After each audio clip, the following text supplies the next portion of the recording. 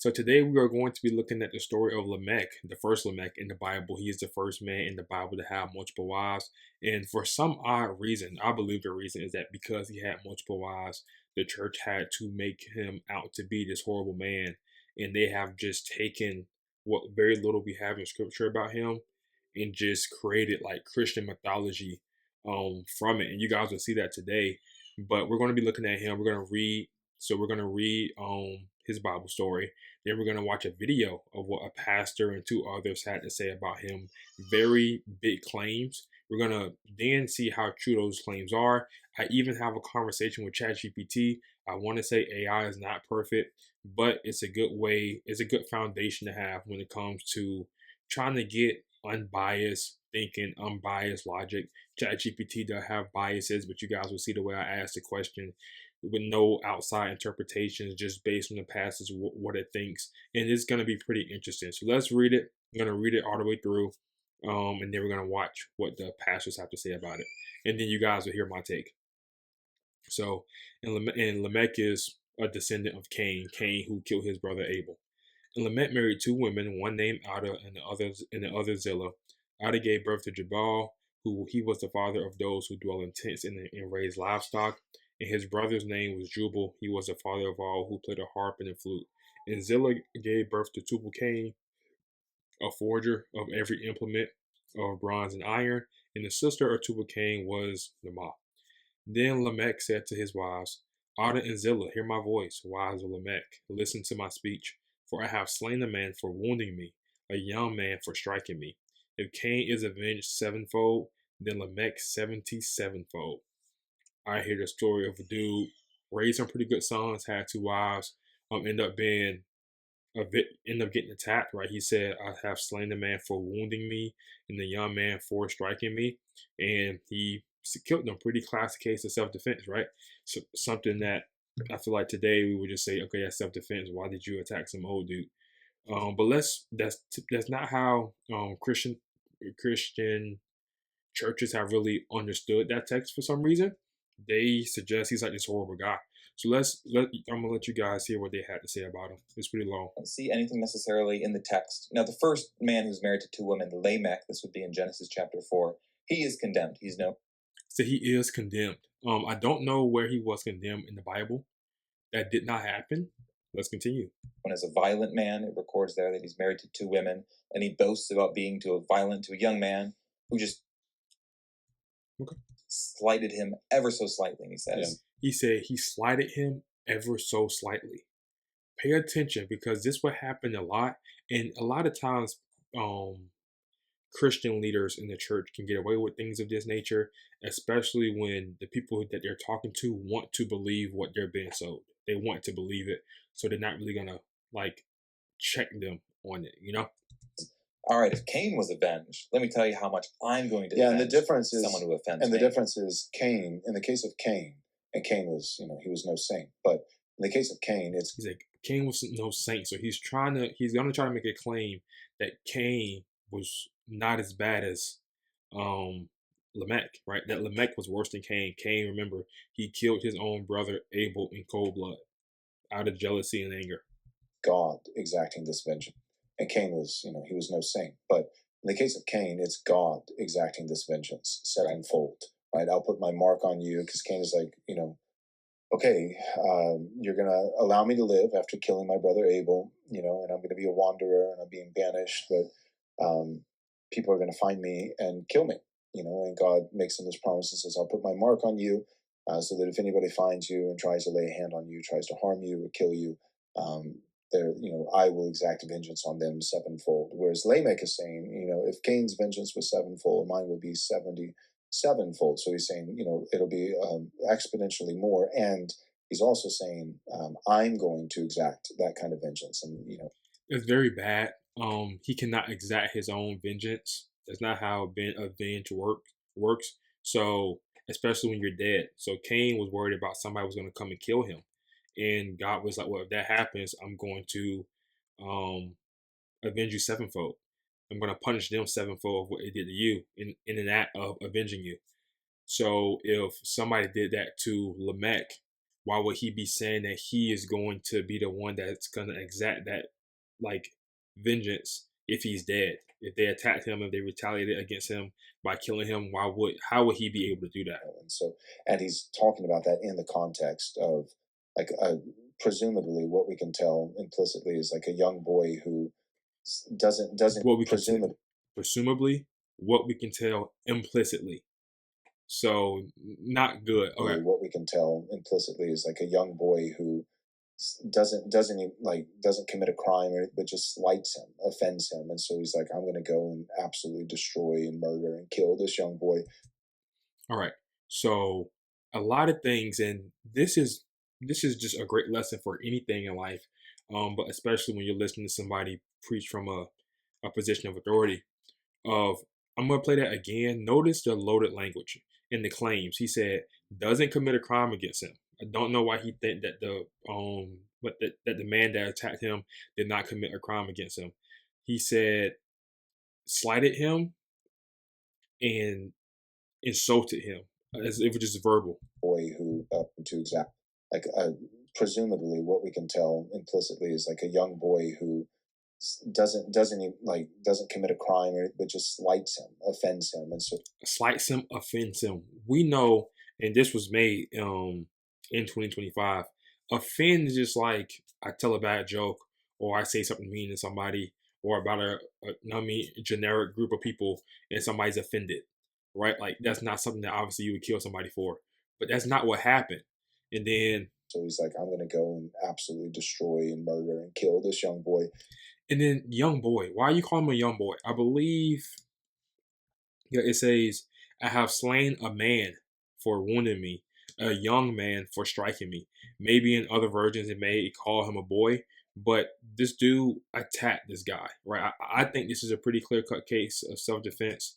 And he said all these things. So a lot of people are always saying that, that he boasted about it. And he boasted about it and he was almost bragging about it. That's not how I take it. So my take on it was simply that he got attacked. Cain is one of his ancestors. If I'm a direct descendant of Cain, and I know the story of Cain, of this guy he murdered his own brother in cold blood out of jealousy and anger, had no reason to do it, and God still gave him protection, then I believe that if I killed somebody in self-defense, not only am I also entitled to protection, but I deserve even more protection, right? Because I think almost anybody watching this would agree that what Cain did was much worse than what Lamech did. And actually, I'm not even done with this. He keeps going. So that's the wickedness of Lamech. It's not he was wicked because he had two wives. No, it's wicked because he's wicked. But then you do have to grapple with the fact that, we don't have to grapple with the fact. Like they try to say it's not related, but they try to use it as like the law of first mention of where the first dude that's mentioned in the Bible that has it, because they have to have something against him. Because the only thing we know for sure about him is that he raised great sons, right? And they try to say that like having multiple wives is bad for like the family unit and stuff, which is a really bad argument, especially from the Bible when you see the examples of it. But especially the first one, right? I mean, I think most fathers would be happy to have the three sons that Cain had, that Lamech had. The most wicked guy so far in the biblical narrative, other than Cain, and arguably from what you can tell from the text. Again, what you can tell from the text, he's 11 times more wicked than Cain. So thus far in the biblical narrative from Genesis chapter 1, it's the most wicked guy in Scripture we've seen thus far. He also happens to be, descriptively, the first guy in Scripture who has more than one wife. Yep. So not a great, And Abraham. And I mean, these are two men sitting with him. There's no way. I'm not sure if you guys caught that. 11 times more wicked than Cain. That is such a bad inference from what it said. So he took the 77-fold of the vengeance he would want if somebody retaliated against him, and 7, and he did 7 times 11 equals 77. So, and then he related that somehow to the level of wickedness, which isn't even nowhere near what that would mean. And also, I just don't understand. The dude wounded him. The dude attacked him. This is very basic. And the reason I'm talking about this is because when you believe things or practice things that other people detest, it will completely like change how they view you as a person, even if it's not based on facts. So let's get into my conversation with ChatGPT. I start off with, are you familiar with the story of Lamech in the Bible, the first one? Can you give me your summary of that story purely based on the exact text and not pulling from existing interpretations? It then goes into it. Asking if I want to cover the other one, though. Could this possibly be a case of justifiable self-defense? If we stay strictly with the text, and again, I'm going to go through this fast. You can pause it and read what it said. I just don't want the video to be 25 minutes long. But here's what it gives us. Lamech himself says, I have killed a man for wounding me, a young man for striking me. The wording shows a man wounded him, a young man struck him. In response, Lamech killed the man. It says the passage does not explicitly state why Lamech killed him, even though it says for, but it then kind of addresses that later on to suggest that it was arguably for that reason, right? Because he said for. So again, AI is imperfect. The possibility of such offense. The text does say the man had wounded him, which could imply he was attacked first and responded. Limitations. The text does not clarify intent, circumstance, or moral judgment. It does not say whether this was one person or two. Funny enough, I always thought it was two. I always thought it was like two guys jumping this old dude, or this older dude. So, I guess most people read it as one. I thought the man and the young man was two different people, but he could have just added an extra like description of the dude. I say Lamech's ancestor was Cain. The man who murdered his own brother, and God protected him by saying that anyone who retaliates against Cain will be punished sevenfold. Lamech said that anyone who retaliates against him should be punished 77-fold. Without outside interpretations, but including your knowledge of human psyche, what do you think? What do you think would make him say that? It says all it is, what can be observed, direct comparison between himself and Cain, amplification of fear of threat. A person who has killed might fear retaliation by invoking the punishment, all those things, justification of action, assertion of power or pride, yada, yada, yada. I gave my theory that I already told you guys of. I have a theory. Cain's murder of his brother was very bad. He killed him for no reason, and it was his brother. If Lamech's killing was in self-defense, then it would be seen as a lot more justifiable. Could Lamech be saying that if Cain got protection for what he did, then he deserves even more protection because he did not do something as bad as Cain? That is a very sharp reading, and it does fit within the plain words of the passage. Let's test it carefully against what the text says. Again, you guys can pause it and read this. Lamech's case. Lamech says he killed the man for wounding him and the young man for striking him. The wording makes it sound responsive rather than unprovoked, right? Because he says for I killed the man for wounding me because he decided to wound me, and because he decided to strike me for striking me, right? If Cain received divine protection after an unjustified killing, Lamech could be reasoning that his own act, if in self-defense or at least provoked, was far less blameworthy. I think that's a very reasonable reaction to come to. I'm surprised that isn't the more common reaction. Again, if what I'm saying doesn't make sense, please let me know. But I think that's a reasonable thing to say from the text. If we're talking about just getting our opinion from scripture. I saw a video and then I start asking it about the claims that was made by those guys in that video. I saw a video where someone claimed that the young boy did not commit a crime against Cain, but he only slighted him and defended him. Can that be determined from the actual text? So I didn't try to make it seem like I disagreed with that or anything like that. Just plainly ask the question. Here's what can be said if we stick closer to the Hebrew wording in Genesis 4:23. So it doesn't just look at the English, it also looks at the Hebrew, which I appreciate. The verbs are pasah, however you say it in Hebrew, to wound, bruise, injure, and this word, a blow, stripe, bruise. Both words describe physical harm, not a social slight or mere insult. Lamech's lines reads literally, "For I have killed a man for wounding me, a young man for striking/bruising me." So the text presents actual physical actions against Lamech, wounding, striking. There is no linguistic. Okay, I'm sorry. There is no linguistic basis to reduce these to only an offense, insult, or slight. So why did they try so hard to do that? The first guy said ever so slight or slightly or whatever he said, and the second guy said doesn't commit a crime against them. I don't know what world they was living in exactly or what laws they were being governed by. If it was lawless, then saying he didn't commit a crime against him isn't really saying anything because there was no such thing as a crime. But by today's standards, that is a crime. To wound somebody, to strike somebody, you just can't do that. So I just don't understand. And I'm trying to be as charitable as possible, but what they're saying was just straight up lies. So yeah. The same man made the claim that based on the text, Lamech is 11 times more wicked than Cain. Do you think that this is a reasonable conclusion to come to purely from the text?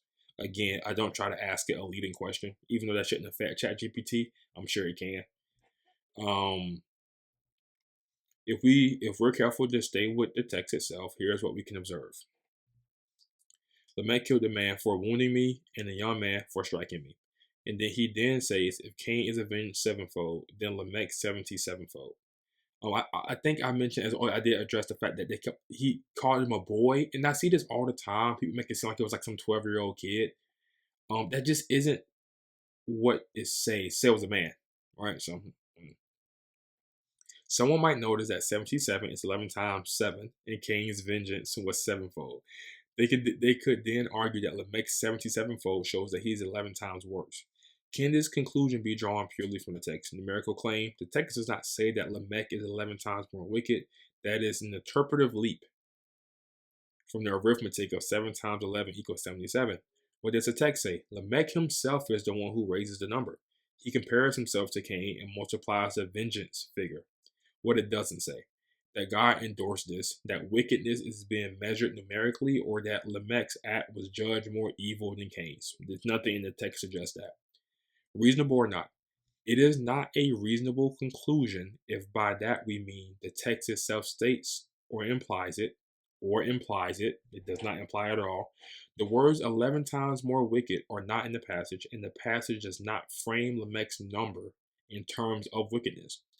It is a possible interpretive spin, but it is not supported directly by the words. The only thing the text presents is that Lamech himself magnified the vengeance number when speaking to his wives. And now said, and the first claim, the dude instantly said that Lamech was condemned. Okay. Was Lamech condemned anywhere in the Bible? No, the text never directly condemns Lamech. Here's what can be said from the Bible itself. He's listed in Cain's genealogy. He takes 2 wives. His children are noted for cultural, technological innovations, livestock tending, music, metalwork. He speaks the short poem to his wives by killing the man for wounding him and declares his 77-fold statement. What's not written? That was not written. There is no explicit statement of judgment against him. No curse or punishment is described, unlike with Cain. Later biblical books don't mention him at all, neither in genealogies, nor in moral lessons, nor in condemnations. Bottom line, Lamech only appears in Genesis 4. The text records his words and family details, but does not provide divine commentary or evaluation. So biblically, So biblically speaking, Lamech is not explicitly condemned, though readers and interpreters through history have debated his character. Now, I have understand why the Catholic Church may want to make this man be seen as a bad person, even though if their position is as concrete as they would like to suggest, even though it's not based on Scripture or minimally based on Scripture, and then you add in natural law, which doesn't make sense because people today say multiple wives is natural, but we're supposed to be a better than our natural selves. So not even Catholics like Matt Walsh believes their own churches or their own institutions reasoning. And then tradition, but the tradition had to start based on something. If your main argument is tradition, then you're admitting that, well, we was doing it wrong for so long that now it's the right way to do it because we did it wrong for a long time. But this is really goes to just to show you that you cannot trust anything they say when it comes to this topic because they have blinders on. They do not think logically when it comes to this topic because they hate this so much. like with a passion, like deep in their heart, they hate this. They don't want this to be true, to the point to where they would drag Lamech, who was living a good life, doing like he seemed like he was a very, he seemed like he was a good father. That he was a victim of somebody attacking him, and he retaliated by killing them. Which is, we would not react, especially as Americans, we would not react badly to that today. If that same as that scenario happened today, we would not suggest he was bad. And I truly believe that if Lamech did not have two wives in Genesis and he only had one, this same exact story would be viewed completely differently. Um, they said he was boasting. Don't believe that. I think he just felt entitled to even more protection. I know if my grandfather or my great grandfather, I have one brother. I know if somebody killed their brother, I look at them like, you're crazy. And if I killed somebody who broke into my house and then I end up killing them because they broke into my house and then they stabbed me, I think I would be more morally justified than the person who killed their brother. And if the person who killed their brother had some type of deal with law enforcement, I would want an even better deal. Really, I would want to just get off completely because I didn't commit a crime. But you guys know what I'm saying. I don't want to be too redundant. But yeah, that's pretty much the story of Lamech. Not much about him. And then just the reasoning is silly. The first guy to have multiple wives did something bad, therefore having multiple wives. It's like they try to draw a connection there, but I mean the first monogamous couple led to all of sin and the fall of the human race, right? Or if you look at Cain, right, the first man who committed murder was monogamous. So the first man who committed murder was monogamous. That says something about monogamy. But the first man who had multiple wives committed murder. That says something about having multiple wives. Like it's a very silly line of argumentation that they try to do. But the main thing is how dishonest they are, even with the little text that we had. It doesn't take any like um critical thinking to break down that small piece of text that we had, and yet they've created this whole narrative behind it. So that's what they will do. That happens all throughout, and you guys will be seeing more examples of that later on throughout the channel. So thank you for staying to the end of this video. It ended up being long, but I will see you guys on the next one.